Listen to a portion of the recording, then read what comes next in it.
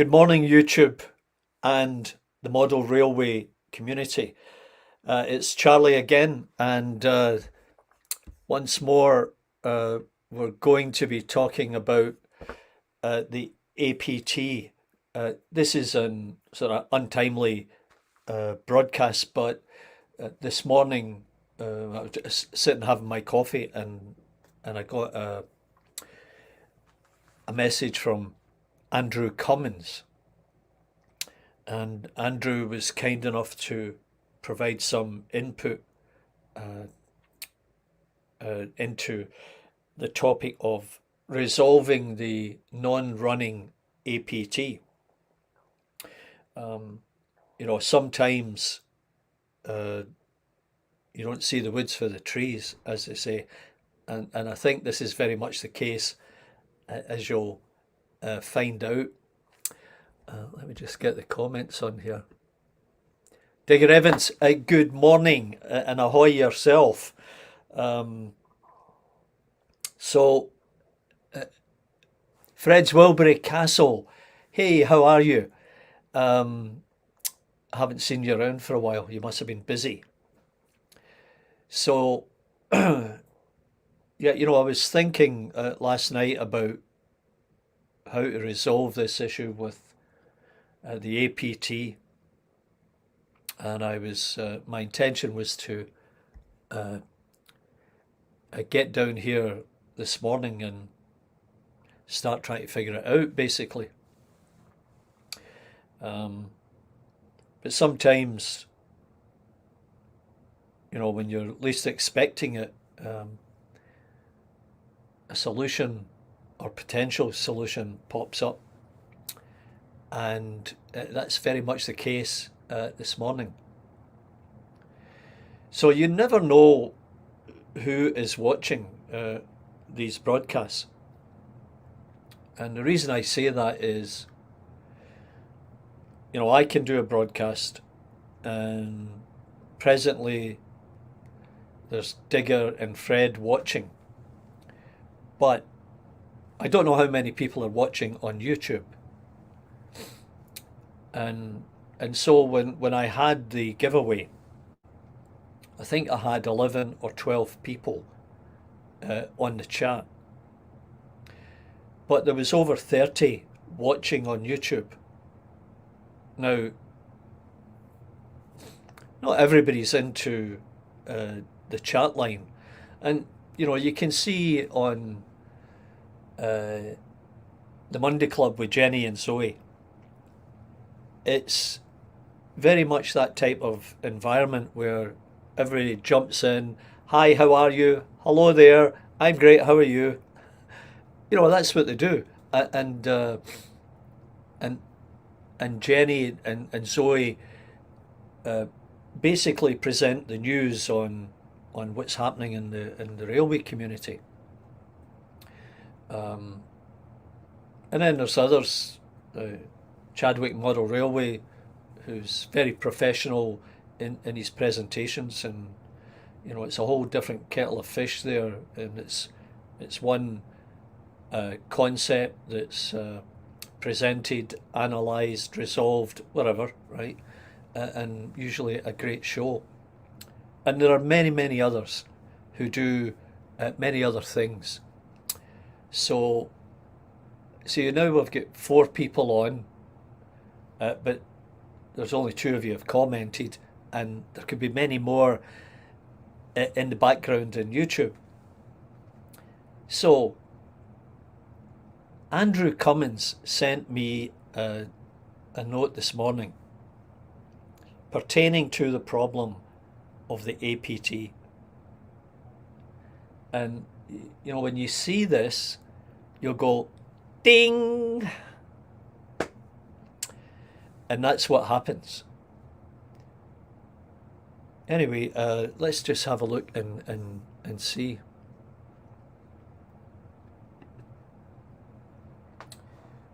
So here I have the 2 APTs. The one in question is this one here at the front, and this one here is the second APT. That's the one that runs. And I'll just demonstrate that to you. I'll just put it on here.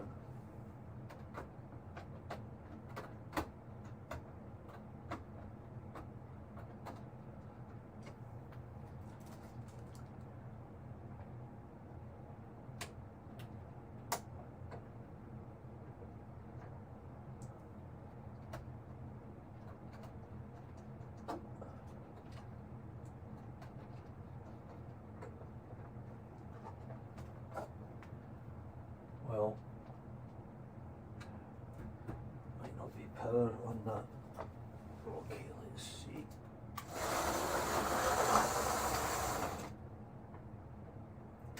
So there you go.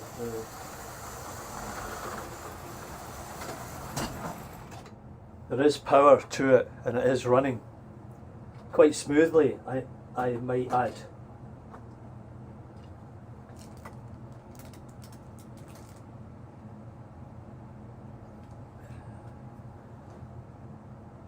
So that's how the other one should be running. And I mean, when you look at the one that's running, it does have an additional pickup here. You can see that. And I don't have it hooked up, but it still runs. Whereas this one's, and that was added in by someone, a previous owner, no doubt. Now, yeah, 5 people in now. So on this one, the one that doesn't run, it's just the standard pickup going to the motor. And if you remember in the discussion yesterday, if you were on,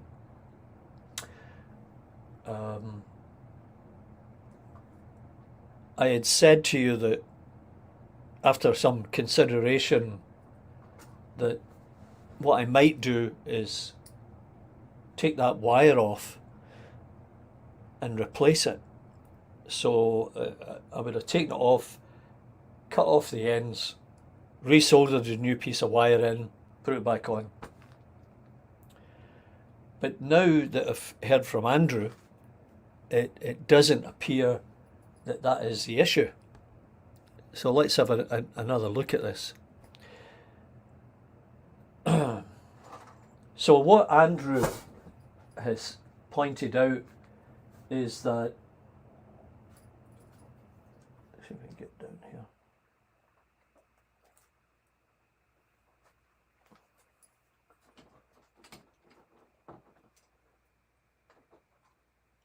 Is that on the one that's running, not only is there, this pickup, but there is this other piece of wire. I don't know if you can, how best you can see that. There's this other piece of wire from the pickup or the clip that crosses over into the other side. Now when he mentioned that, I thought, oh geez, I've seen that before. And if you get into any of your own Ringfield motors, you would see what the problem is. And no, Digger, yeah, you could say, well, maybe your bogies are the wrong way around, but no, it's much more subtle, as you can see. So what I need to do is find that clip or order it, and then this piece over on the other side. I don't know if you're getting that.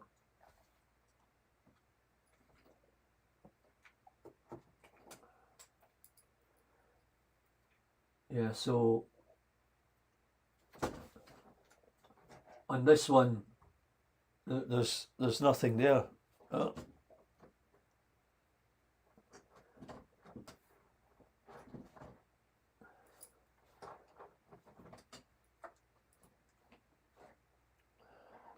See, there's nothing on the other side on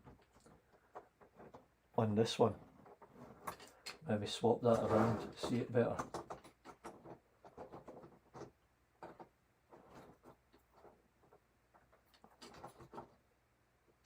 See, there's nothing there. There should be a connector going across there and hooking up there. Because as Andrew said, on this model, it should be picking up from that wheel into this clamp, and then the other one comes from the rear. So now I have to see if I can find, change it over.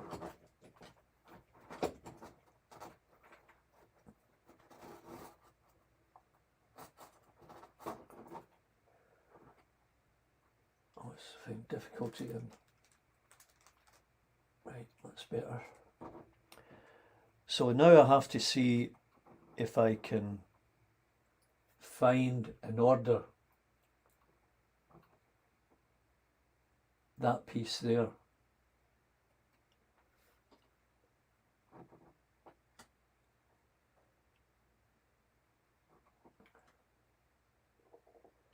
No wonder it didn't run if there's no power getting there.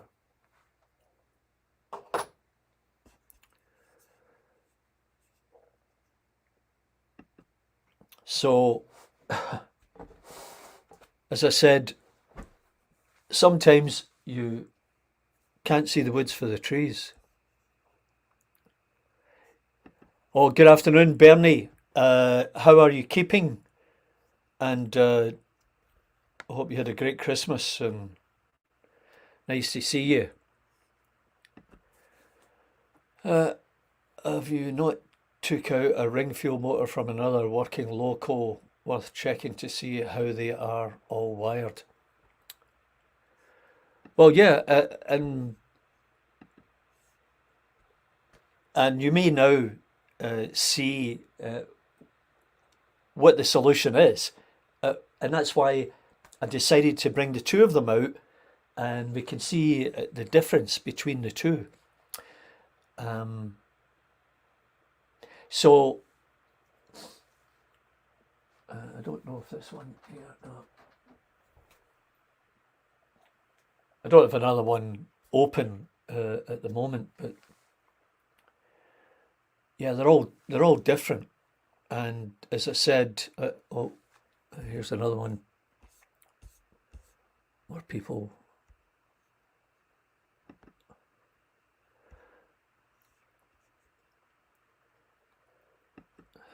Here's William Skates. If you look at any other Ringfield of the time, there is a lead identical to that one. Should be a very easy part to find. There's certainly many on eBay. Yeah, I'll look at the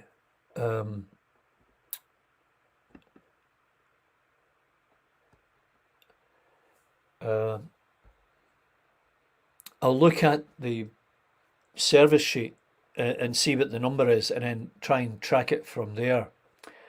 And so I've got a couple of things. Well, from yesterday, you would have seen that I need to get a new card and possibly a new motor for the Pendolino, and maybe a new motor for the Eurostar. So, morning, Lee.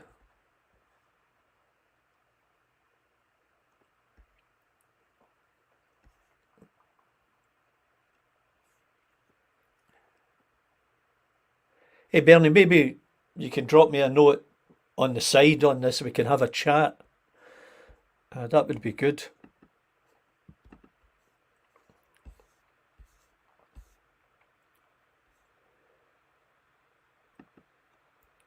Yeah, that's the part. Yeah.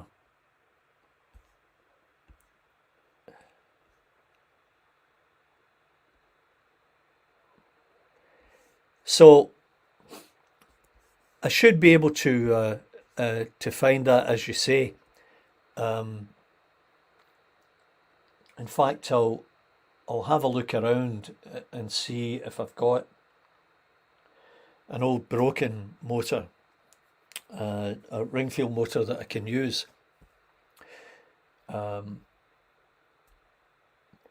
I'd like to see if I can do something with the Eurostar and the Pendolino. But in order to move forward with that, I need to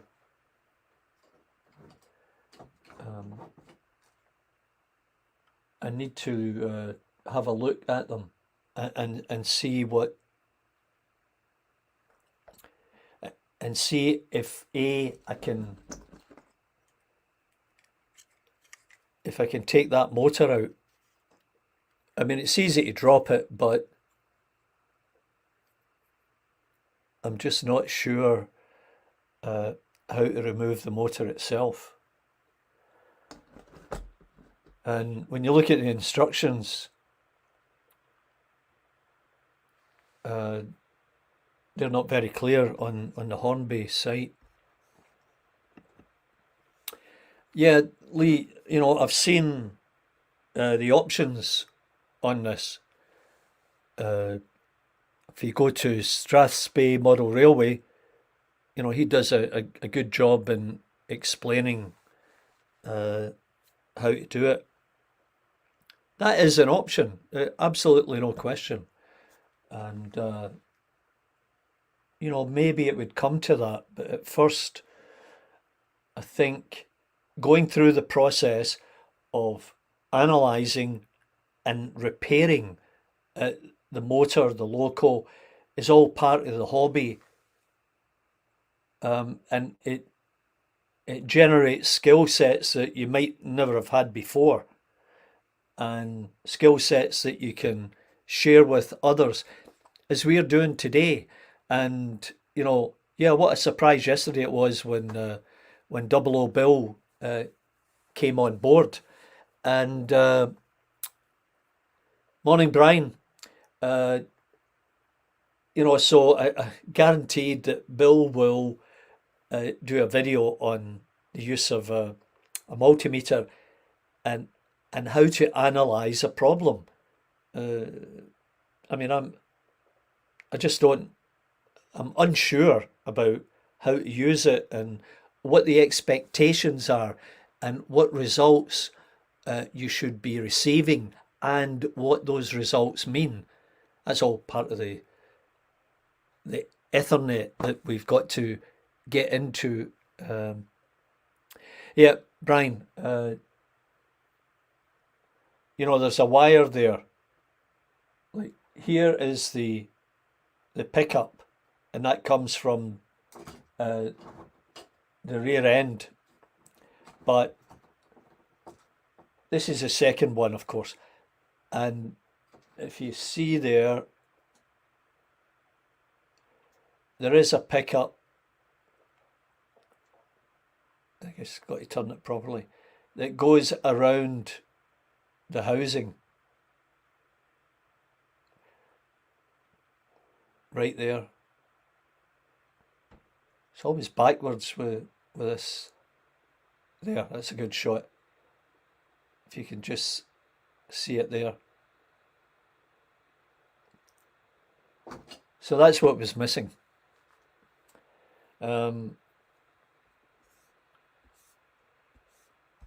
Let's just see what William's got to say.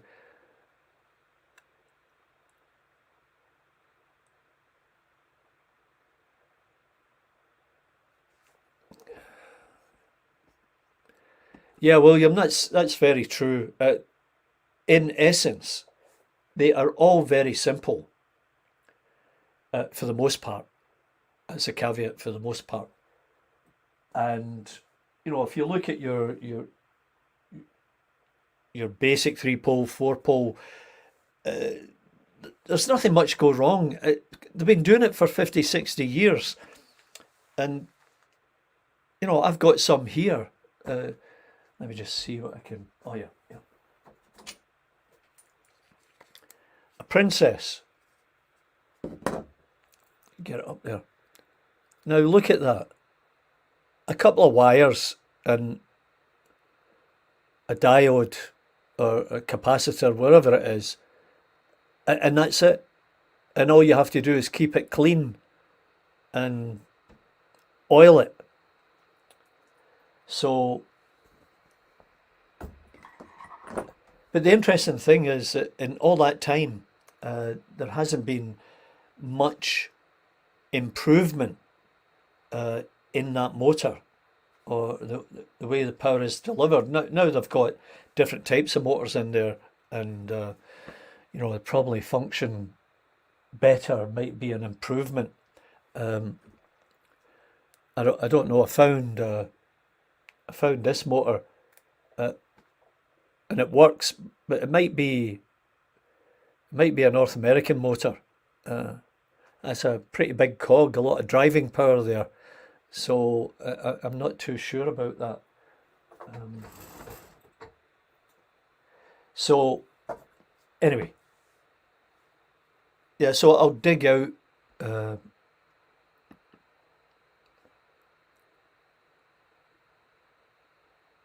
full collection. Yeah.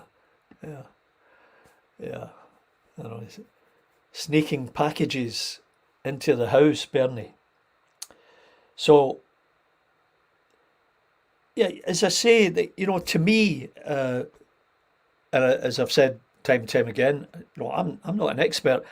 I just enjoy getting on here and chatting and presenting and sharing and asking for help and then finding solutions and sharing those solutions. And to me, that is the essence of the hobby. On top of the personal enjoyment one gets. Oh, William, you think that's a Bachman? I'll need to have a look at that and see. And so, at this point, I would acknowledge people like John Chambers, Chams 123, who was one of the first guys that I came across that was able to not only show a variety of trains, but also show how to fix them. And to me, that was extremely important.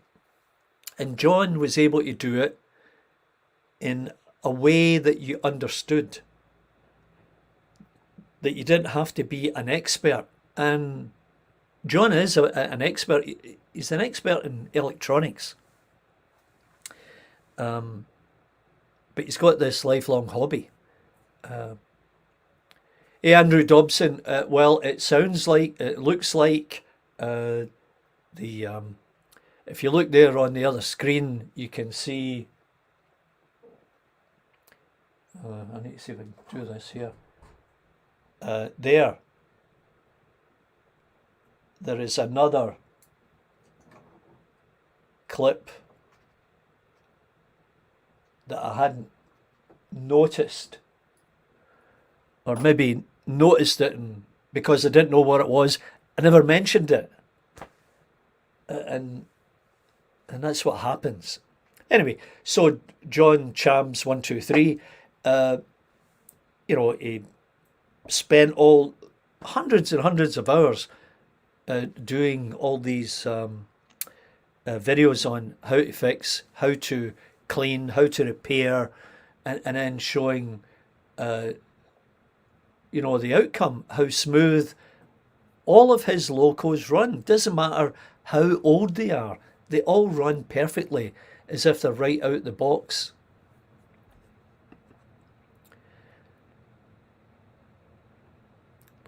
Never had any turkey.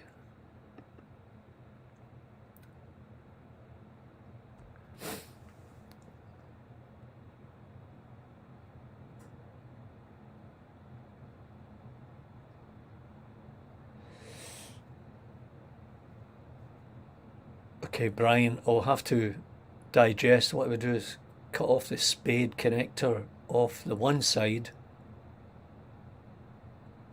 and put it on the body and solder the other end to the pickup and extend the other wire and solder to the other pickup. Okay, I think I know what you mean.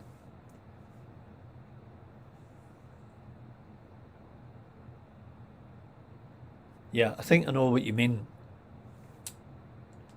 Correct me if I'm wrong. You're saying to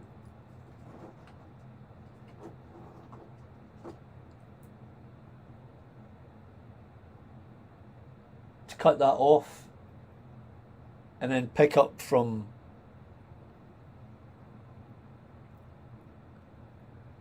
put it on the body and solder the other end. Or the body of the chassis, I presume you're saying. Okay, I'm going to think about that after all this.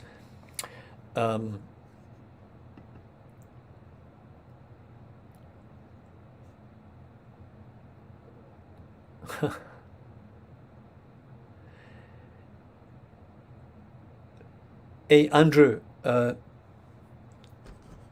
couldn't tell you, but actually, now that I look at it, it's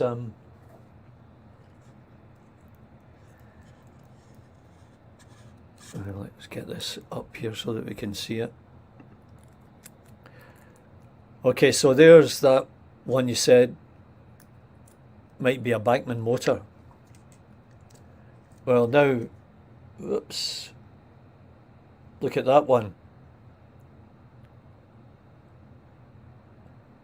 Not dissimilar. Same idea. So I couldn't tell you what type of motor that is. I'd have to look at the service sheet. Or the long brown wire. Oh, okay, the one that doesn't work. Or the long green wire, the one that doesn't work. This one here. Yeah, very good, Brian. Very good. See? That's what it's all about. It's a standard can motor variation with extended shafts for the worms. Sadly now a £25. Wow, £25 for the motor.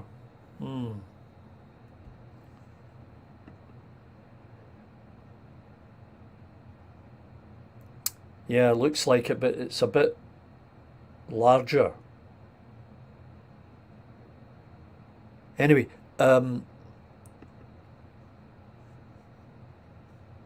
so perfect example of dialogue between enthusiasts and how how you can resolve problems. Okay, William, which one did you have burn out, and what were the circumstances?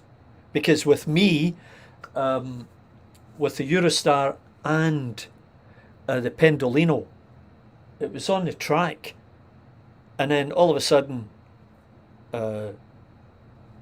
saw a puff of smoke, and that was it. And with the Eurostar, there was some grinding going on there, and then I stopped it. I think I saw a little bit of smoke, and that was it. Game over. So it's always interesting to hear the circumstances surrounding the demise of a locomotive, and that's all difficult to document because it happens so quickly, and you're in a bit of a panic. Turn power off and grab that motor, get it off the track, all that kind of stuff. So went out and about now. On the one that doesn't work, yeah.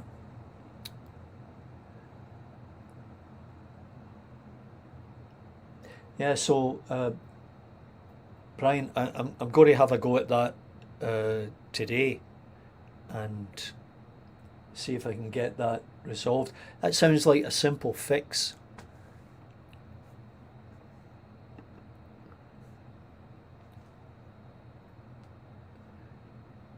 Yeah, I should give John a call because I've got his number. I should give him a call and just say, "Hi, John, how are you?" And everybody's thinking about you, you know, and sorry that you're not doing any more videos.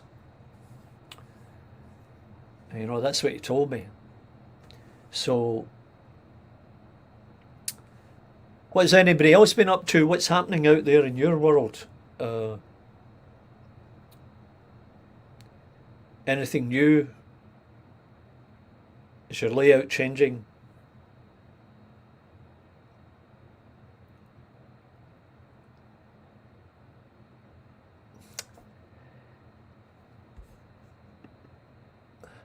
All right, Bernie.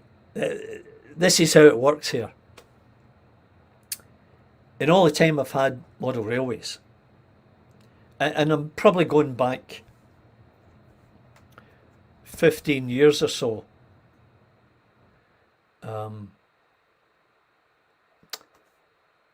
I worked in engineering for a consultant,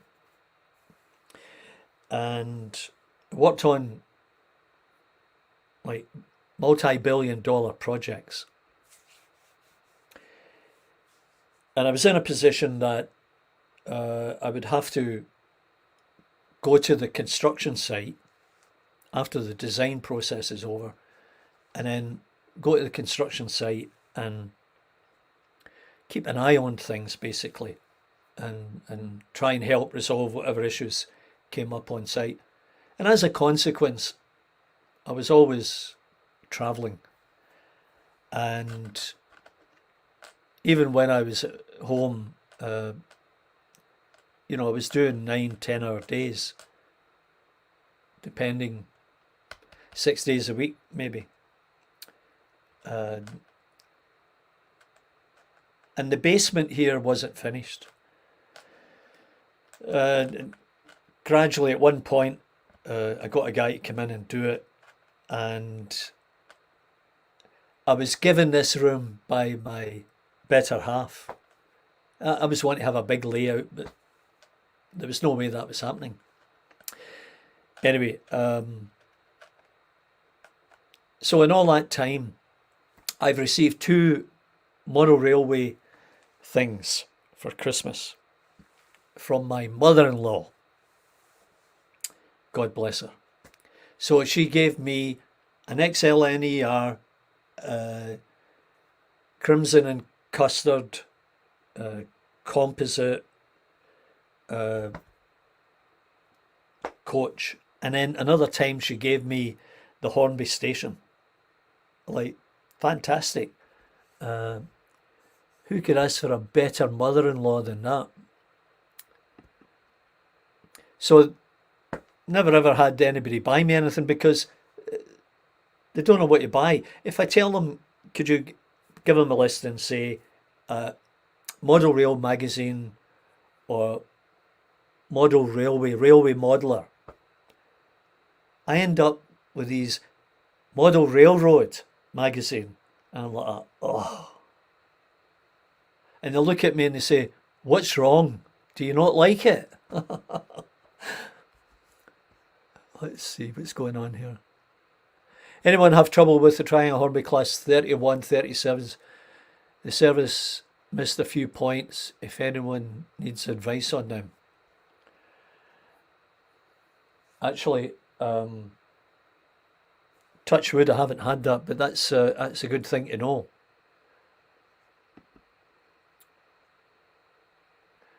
Yeah, I know I've seen what you're doing there, Digger, and they are great kits, and I see them all the time here, of course. And in fact, my late friend who passed away last year, he had a couple of smaller ones and as part of his estate, and I passed them along to the Model Railroad store that's relatively nearby. But yeah, they're big kits, and they're really well detailed as you demonstrate.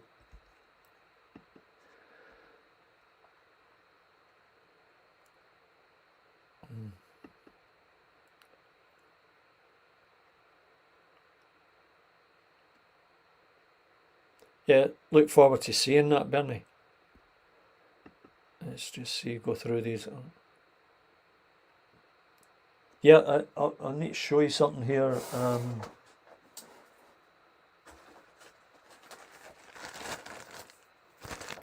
How about that? That is the real thing. Airfix. Still in the bag. Number 2 series. 8.5-inch span.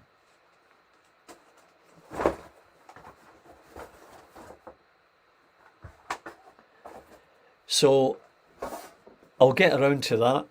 And in my case, Timbers, how are you? In my case, as you can see back there, I've got a 3 canopy roof set. So what I think I'll do is I'll build that footbridge, and I'll put it at the end of the station. See how it goes. Oh wow, aren't you a lucky boy? Brownie points there for her.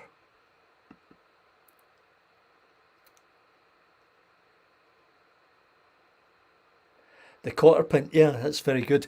Yeah, I like those little garages, and I've got the free one that came with Model Rail a while back, and I'm determined to get to it and build it.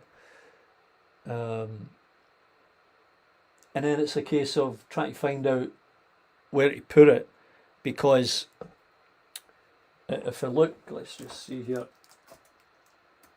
see if we can.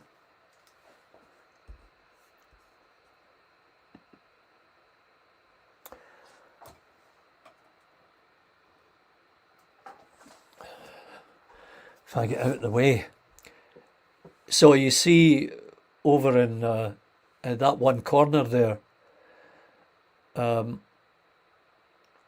where the tunnel is. So I'm going to build that up on top of the tunnel, and maybe that's where I'll put the tenement building and whatever else I can get into that space. At least that's the plan.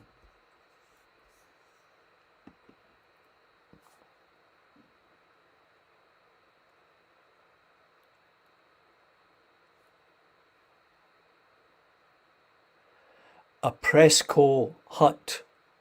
Okay, you got me there. I don't know what a Presco hut is, but I'd be interested in seeing it. Yeah, so that's a plan there, and I also have to.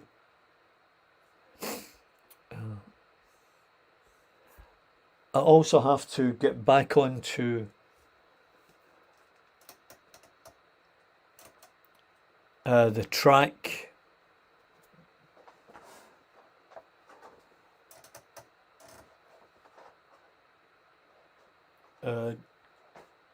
Over there where I had the problem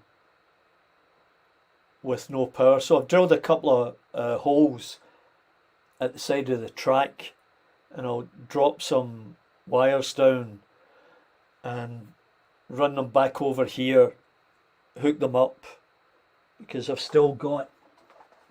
I'm really not sure what I'm going to do here, because I've got this monster and it works, right? But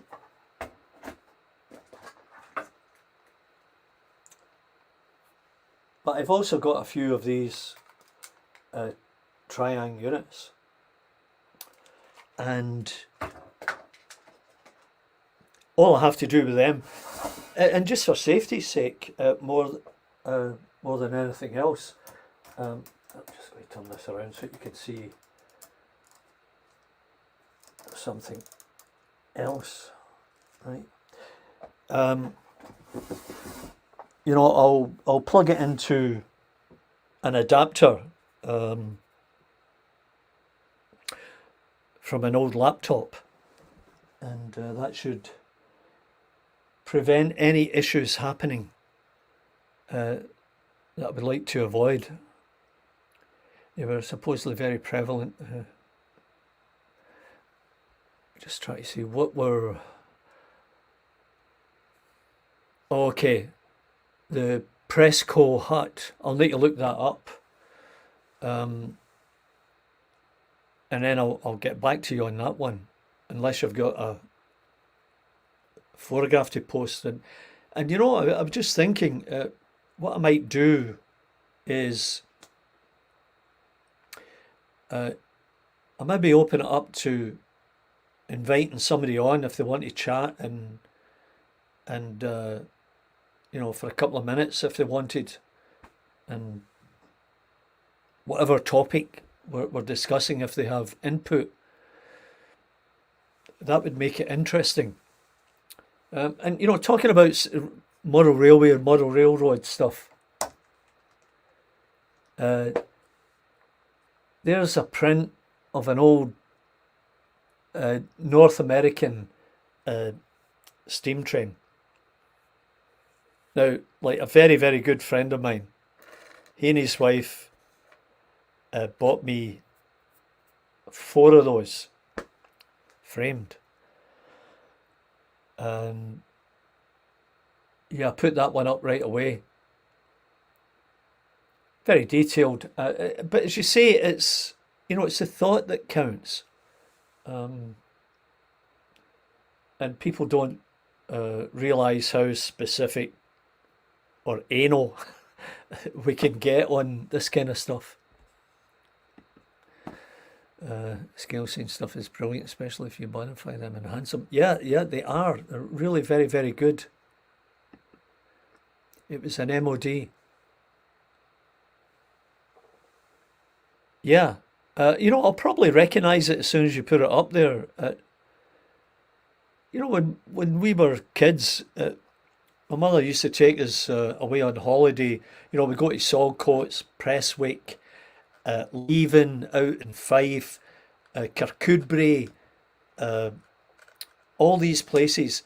And you get to Fife, you have to cross over the Forth Railway Bridge. And, you know, I've been over it countless times. Countless. All on steam trains, of course.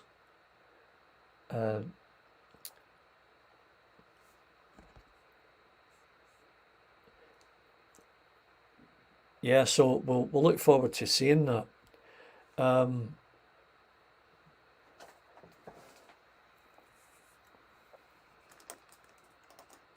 So there's the. I'll just move that a bit. The Royal Train. Now, I heard on the Monday Club that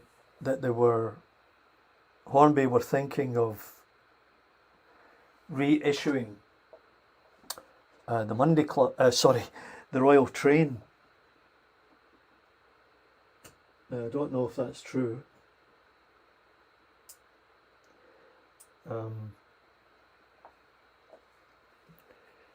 But there'll always be something new and expensive, and you know, I am just not into that. It's not that I can't afford it, just that I refuse to pay that ridiculous amount of money for a model train. I'm not that mad. I'm happy to sit here with what I've got and, you know, run them, and if they stop running, do this, chat with like-minded enthusiasts to see if we can get a solution. Now, last night, well, as I told you, my wife's away visiting her family, and so I've got a list of things that I need to do. One is get a haircut, so I need to get that done. So I don't want to be confused with the wild man from the Highlands. So a list of things to do, like the APT, the Eurostar, etc., etc., but also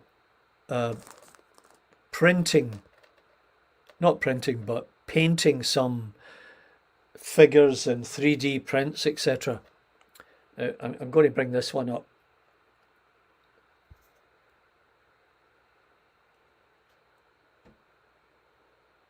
Now, isn't that a fine little figure?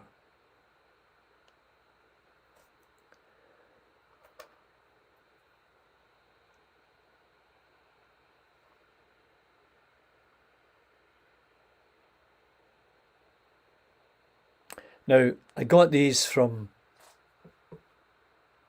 a guy in the UK, and I just don't have the information here, but I bought a bunch of them painted and a bunch unpainted, because I thought, well, I'll like to try and replicate that. So I got them a while back, and you know, I'm populating as many of my locos as I can, because I'm a firm believer that when I saw a train running through the station, I'm sure there was a driver. That's all I can say about that. And then I got I got three from, only got two of them here, but from Monty's Models.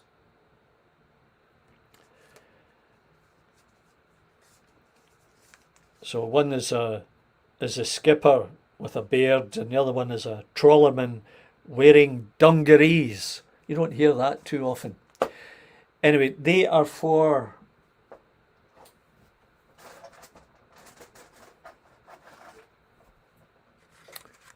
they're for this. Now, it's a Clyde puffer. I've kind of screwed up the bow, but I'll try and fix that.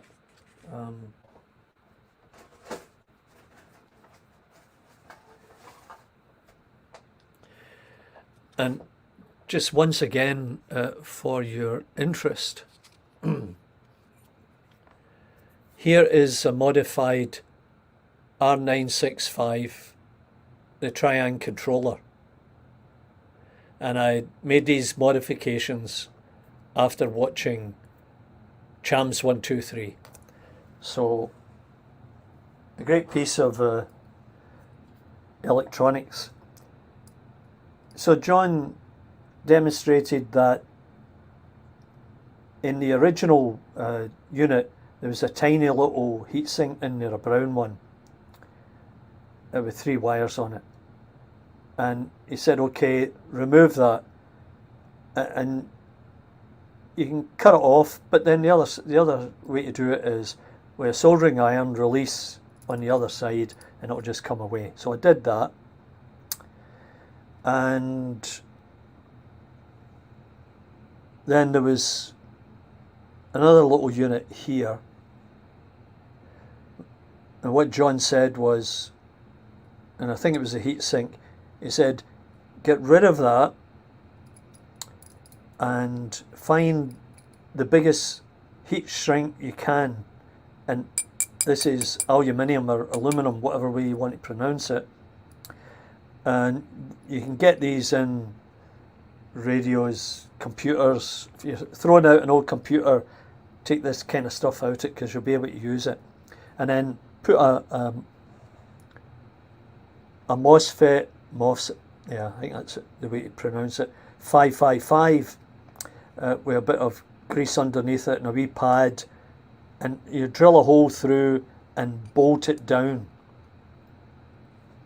And then hook it up to the 3 wires here. And on the back side, to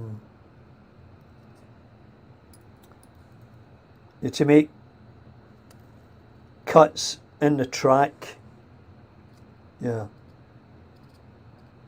there, to make cuts in the track here, and then do a jumper over. And this is a feed out to the track.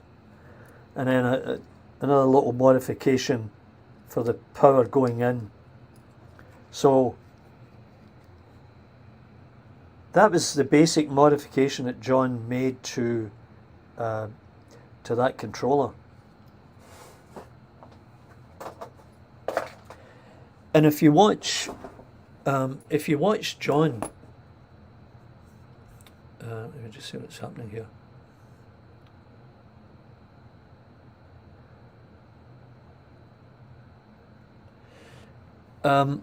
If you watch John's video, or any of his videos, he's controlling those trains from a series of those TRIANG controllers. And then he's got one of these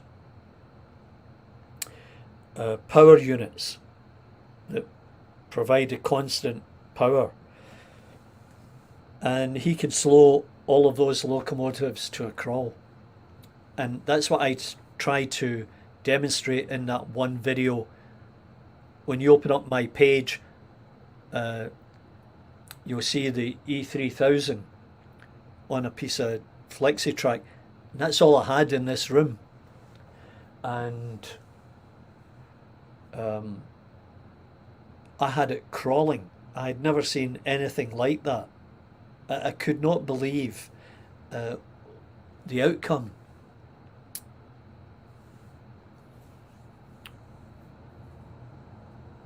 Mark Hemmel Down, how are you today? You certainly had a great Christmas. No question about that. Yeah, a lucky, lucky boy. Yeah.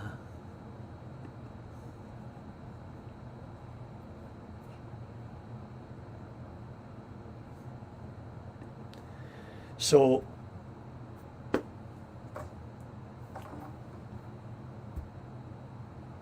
just to recap for everybody, because people came in at different times there.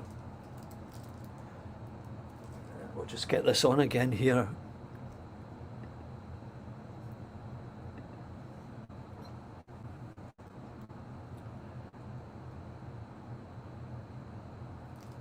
Okay, so there are the two APTs.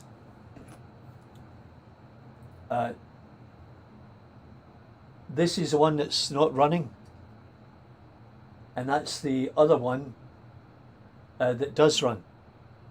Now, the original or the previous owner had put an additional pickup wire here from the other bogie, but it runs fine without it, and I'm not really sure where it was hooked to. Regardless, this one is the one that's not working, and the basic difference is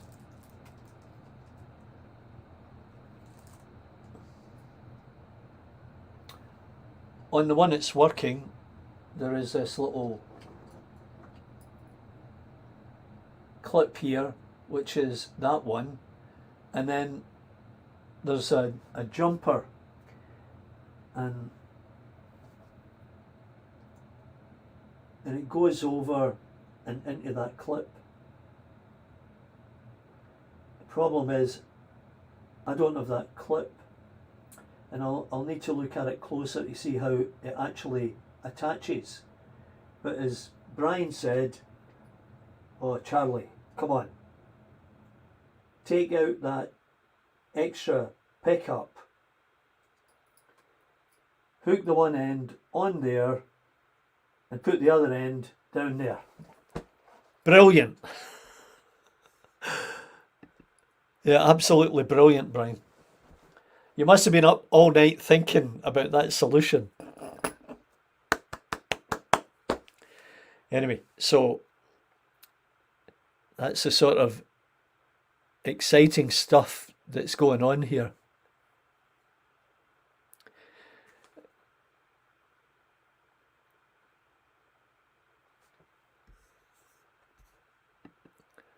Yeah, major brownie points, Mark. That's what it's all about. It goes a long way. It's a lesson that all us guys learn eventually. You know, so I bought my wife some nice jewellery, so she's over the moon right now. There's not much that I can do wrong. So, yeah, now I think we've got a solution. Just let's see what Fred's saying. Is it a GB or Chinese model? Are you referring to the APT?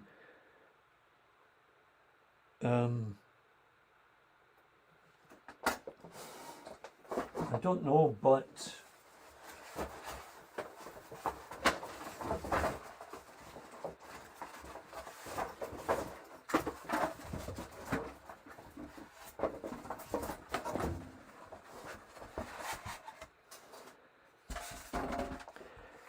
see, this here is the box that it came in, at least one of them.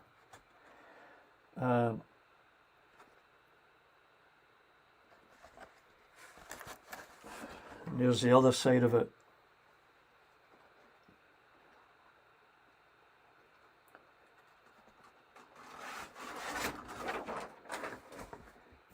And the pantograph is in there. So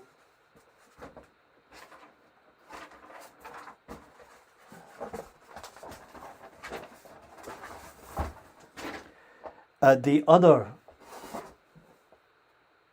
other box, which is buried somewhere, and that's another thing I've got to do. I'm going to start moving everything out of here, try to get it organised so that A, it looks better, and B, more importantly, is I know where things are, because that's the worst part, you know, trying to, well, I'll maybe put something else up,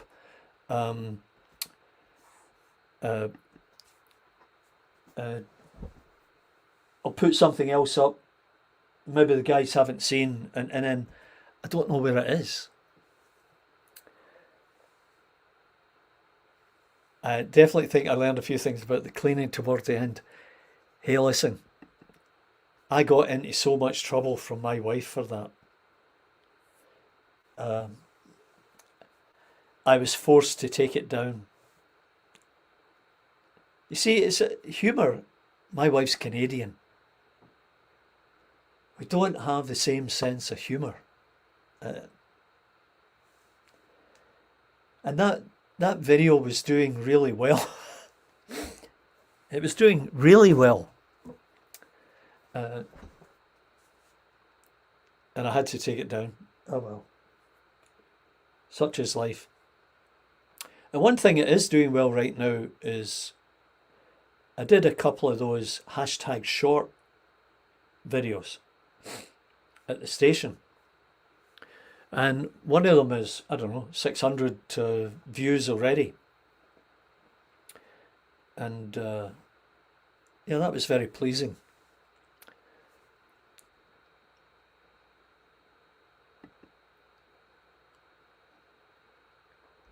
Everybody's saying hello there. Yeah, Mark's having a good laugh.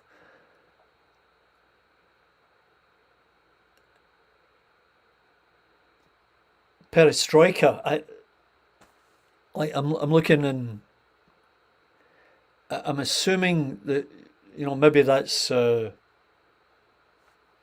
Russian or Ukrainian or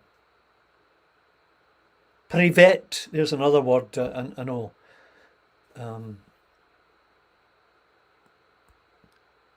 I'm not sure what the site is, but welcome.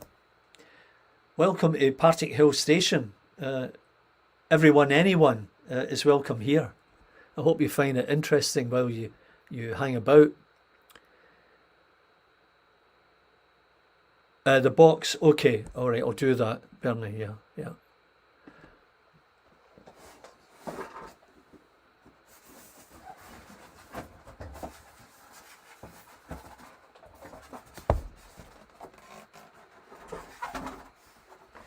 Okay, so there's the box in question. This is one of two. The other one's somewhere else, not immediately at hand. And you turn it over and there's this nice print of the APT, 150 mile per hour scale speed. Yeah, the box is a bit tattered, but you know, I've got all the parts of it, and you can see the pantograph there. So I'll take it out for a minute. Yeah.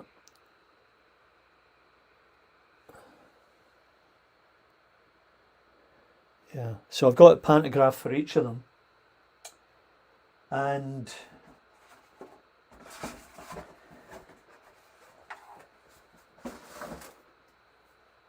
in the other box,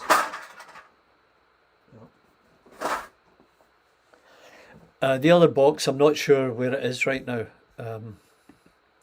It might be in another room, and that one says for export only.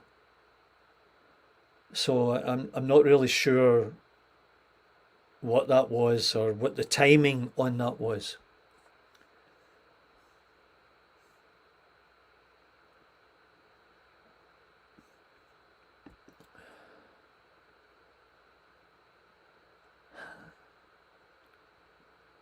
Yeah, very true.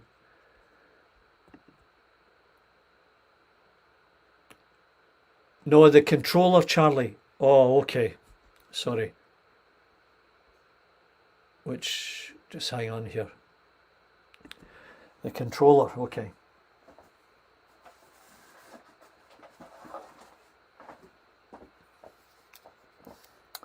Okay, so let me just turn Fred off for a minute. Okay, so when you open up the box of the R695, whatever it is, and it has to be a specific year, and that year is stamped or painted on the bottom of the box, and it will say something like 7302 or something like that. And you know, you need to go back into John's video, but what he's saying is you have to be before a certain date. Let's say it was 73, because after a specific date they made a change. Now I don't know the schedule or the timeline when these units were made somewhere else, maybe China, I don't know. But what he did was, there was something in here and he said cut that out, right? And then there was a small heat shrink here, cut it out, and then find the biggest heat sink that you can. Now these are all readily available from old computers, radios and such like, obviously to take the heat out of the unit. And you know, I cut one to length after careful measurement, make sure I could get it into the box. And then you have to get a MOSFET 555 and some electrical paste, drill a hole through there, right through the board, and on the underside put the bolt in,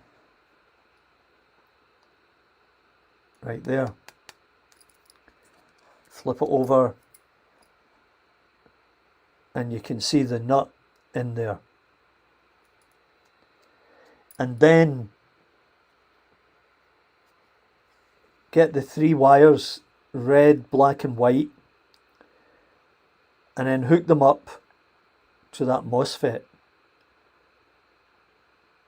And you got to make sure you get them right, and I think it's marked on the MOSFET NSD or whatever it is, whatever the code is. And then on the other side,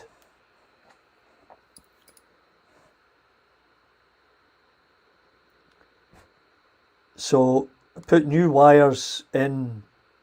That one's come away, the black one's come away. Probably overkill in this case, but a screwed it up when I was trying to do it, so I then had to run a jumper from there back here, and that worked. And then at the outlet side to where it goes to the track, he cut the copper track there and in here, so that you then put a jumper in from there to there and there to there. And that was it. Then you just power it up and go. Now, okay, so here's the key. Made in England. I don't know if you can see that. Made in England.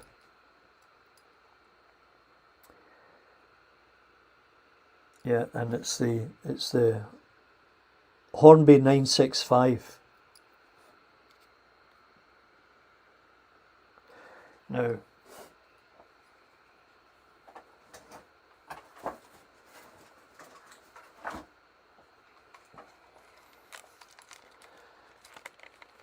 here's another one I've got, and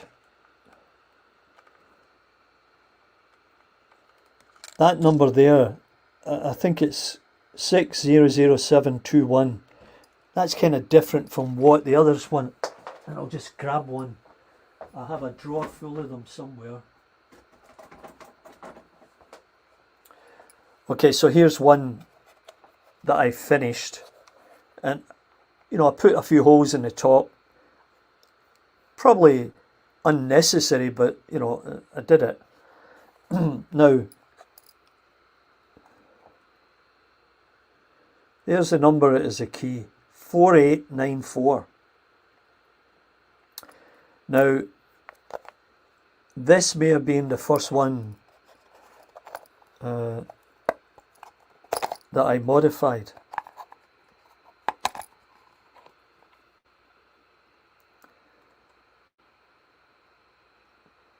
And you can see there, I made a better job of this one.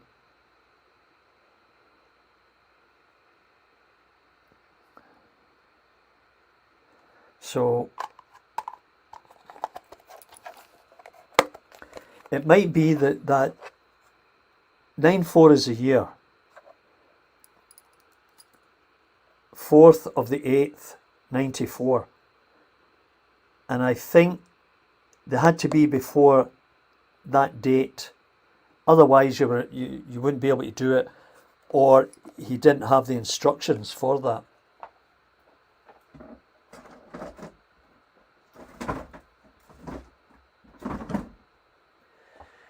And so if you go back to my YouTube page. Now, I don't know how many of you actually look at my YouTube page. You probably just get a bell ringing and you go directly to the broadcast. If you go to my YouTube page, the first thing you'll see that will pop up, I believe, will be that E3000 running on a piece of flexi track.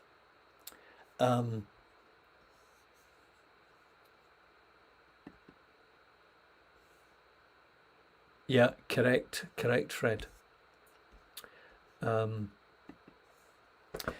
So you'll see that in this room, I had a piece of flexi track. I had the E3000 sitting on the track, and then I had it hooked up to to the controller, and then I had the controller hooked up to via some alligator clips to a car battery charger. Well, and I've told you, you've heard this before, but some of you may not have. John had said, okay, Charlie, and I'd been communicating with him at the time. Okay, Charlie, get a battery charger and hook it up. And that's what I did. And when he saw it, he went, oh my God, you could have electrocuted yourself. Don't touch any of those alligator clips. And what John meant was a battery from a laptop, the adapter. That's what you should have used, Charlie. See, a little bit of knowledge is dangerous. Okay, Bernie.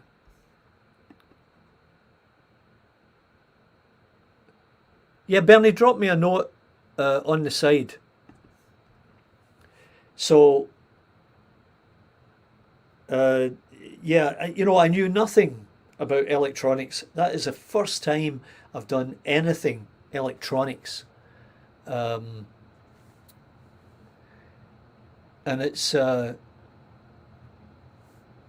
it was great that it worked. You know, it really opened my eyes to what's possible. And at that point, I bought a few books on electronics, basic stuff, see if I could learn more about it. Obviously, I didn't learn that much, as you can see when you look at those two locomotives. Why didn't you spot that yourself, Charlie? Why did you have to go onto YouTube, make a fool of yourself, and have somebody else tell you, oh no, you're missing something there, Charlie? Yeah, never a dull moment. Now,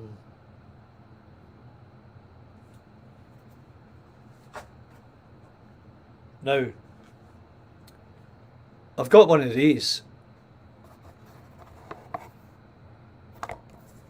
It's in a drawer somewhere.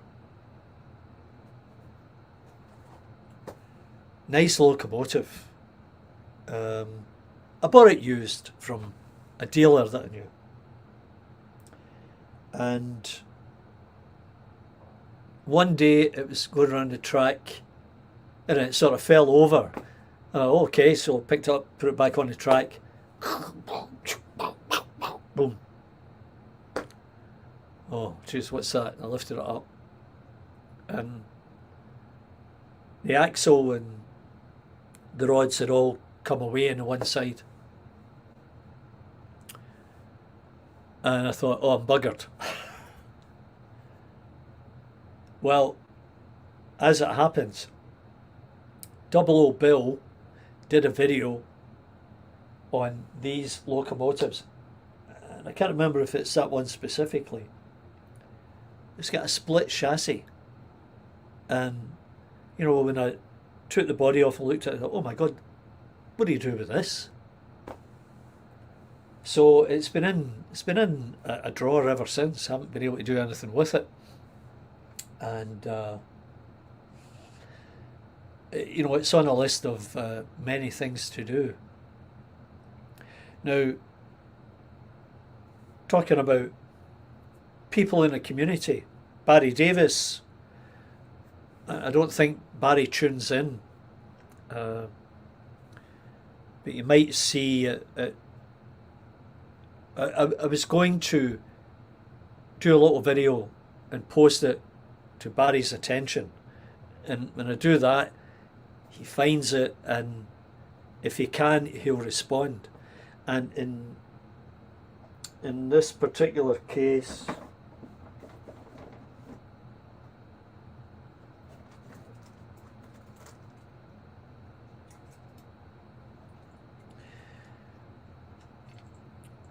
I have one of these wonderful black fives with that motor in it, which I believe might be the Fleischmann motor, because it is very different, and as Barry said, it's a beautiful, beautiful motor. Now, as you can see, sort of bring this up, it's come away, just snapping right off. So I was going to send a note to Barry and say, hey Barry, where can I find a tender body or chassis for this, because it is a great locomotive and it runs really well. And don't know if I can.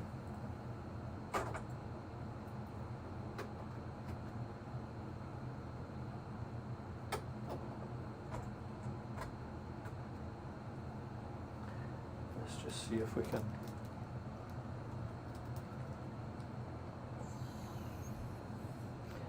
Just bear with me for a second here.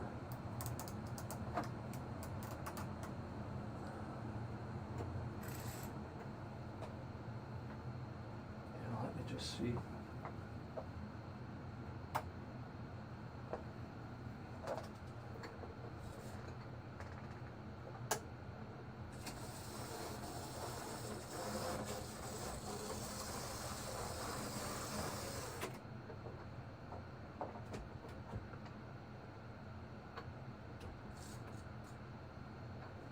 So it does run, but the problem is it's not getting. It needs a little clean. How do I check this out? Just use the camera work. So. It needs a little bit of a clean, but on top of that, I really need to get it fixed. And it runs well, but you notice that the rods, the gears, kind of lock up, and I've tried to clean them, and I'm not really sure why that happens. So that would be something that I would post to Barry. But yeah, it's a really nice motor, and I love the Black 5. I think I've got 3 or 4 of them in drawers. So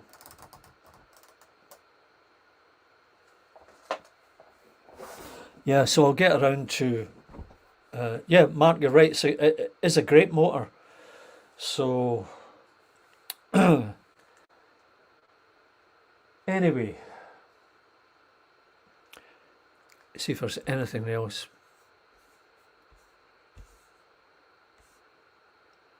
So just notice that my battery's getting low, and I've been on for an hour and 18 minutes.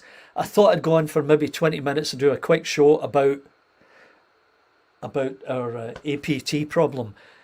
So thanks to Andrew Cummins for jumping in and helping out with this problem, and thanks to Brian Finn for his observational prowess and his brilliant ideas, and for everybody else who took the time to drop in and show interest in our community. And as I say, that's what it's all about. You don't have to be an expert. You just have to be able to be willing to communicate and demonstrate your thoughts, your process, your challenges, your problems, all related to model railways. And you know, you'll always find a home. Got to go now. Break over. Okay, Mark, good of you to drop by. We'll catch you later. Yeah, so it's been very worthwhile this morning, and that's outstanding, and very happy about that. And big shout out, yeah, Clive. Just before I go, yeah, Clive, it is, and I put it away. Oh yeah, sorry. That's the Phoenix.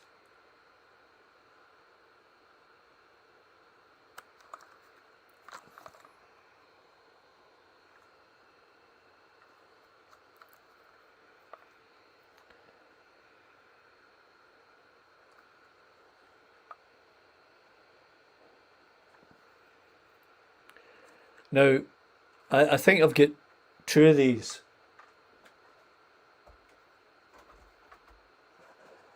In fact, I should know that I've got 2 of them. And when I was trying to catalogue everything, it was at that point. Oh yeah, I've got two of these. One one doesn't. I'll need to get onto that other one that doesn't run. So it's in a box somewhere, and so I should try and get the two of them running. And like, I've got a couple of 125s, I think, and I've got the two APTs. So maybe one day I'll try and get twin sets on here.